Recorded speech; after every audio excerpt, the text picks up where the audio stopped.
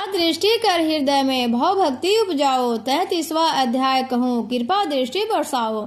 जय सनातनी में आप सबका एक बार फिर से हार्दिक स्वागत है।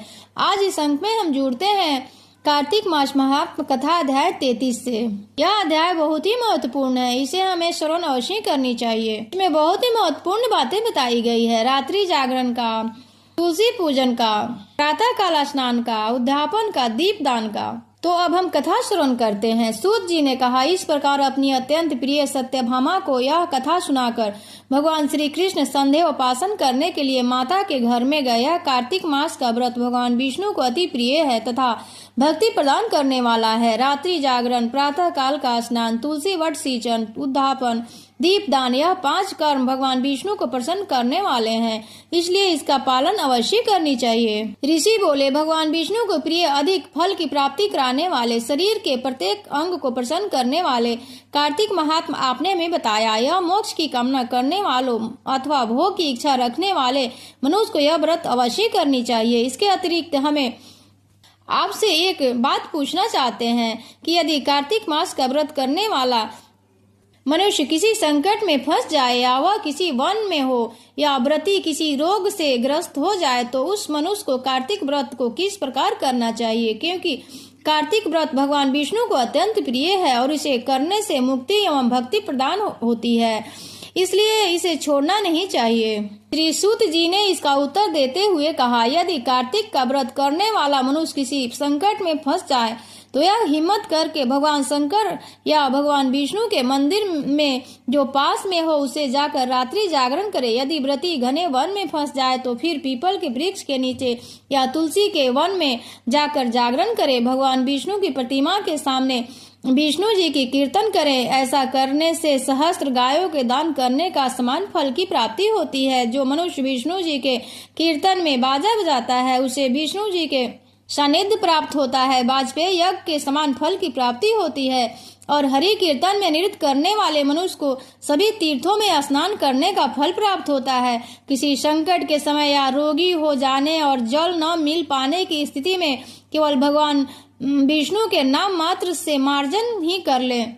यदि उद्यापन न कर सके तो व्रत की पूर्ति के लिए केवल ब्राह्मणों के प्रसन्न होने के कारण विष्णु जी प्रसन्न रहते हैं। यदि मनुष्य दीपदान करने में असमर्थ हो तो दूसरे की दीप की वायु आदि से भली भांति रक्षा करे। यदि तुलसी का पौधा समीप न हो तो वैष्णव ब्राह्मण की ही पूजा कर लें, क्योंकि भगवान विष्णु सदैव अपने भक्तों के समीप रहते हैं। इन सब के न होने पर कार्तिक व्रत का करने वाला मनुष्य ब्राह्मण, गौ, पीपल और बट वृक्ष की श्रद्धा पूर्वक सेवा करें। शौनक आदि ऋषियों बोले, अपने गौ तथा ब्राह्मणों के समान पीपल और बट वृक्षों की बताया गया है और सभी वृक्षों में पीपल तथा बट वृक्ष को ही श्रेष्ठ कहा है, इसका कारण बताइए। सूत जी बोले, पीपल भगवान विष्णु का और बट भगवान शंकर का स्वरूप है। पलाश ब्रह्मा जी के अंश से उत्पन्न हुआ है। जो कार्तिक मास में उसके पत्तल में भोजन करता है वह भगवान विष्णु के लोक में जाता है। जो इन वृक्षों की पूजा एवं सेवा एवं दर्शन करते हैं उनके सभी पाप नष्ट हो जाते हैं। ऋषियों ने पूछा, हे प्रभु, आप हम लोगों के मन में एक शंका है कि ब्रह्मा, विष्णु और शंकर वृक्ष स्वरूप क्यों हुए? कृपा आप हमारी इस शंका का निवारण कीजिए। सूत जी बोले, प्राचीन काल में भगवान शिव तथा माता पार्वती विहार कर रहे थे। उस समय उनके विहार में विघ्न उपस्थित करने के उद्देश्य से अग्निदेव ब्राह्मण का रूप धारण करके वहां पहुंच गए। विहार के आनंद के वशीभूत हो जाने के कारण कुपित होकर माता पार्वती ने सभी देवताओं को शाप दे दिया।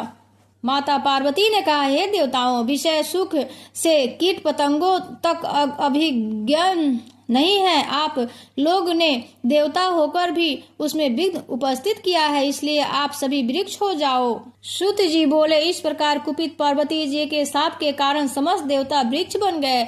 यही कारण है कि भगवान विष्णु पीपल और शिव जी बट वृक्ष हो गए। इसलिए भगवान विष्णु का शनि देव के साथ योग होने के कारण केवल शनिवार को ही पीपल को छूना चाहिए, अन्य किसी भी दिन नहीं छूना चाहिए। इस प्रकार कार्तिक मास महात्म कथा अध्याय 33 संपूर्ण हुआ।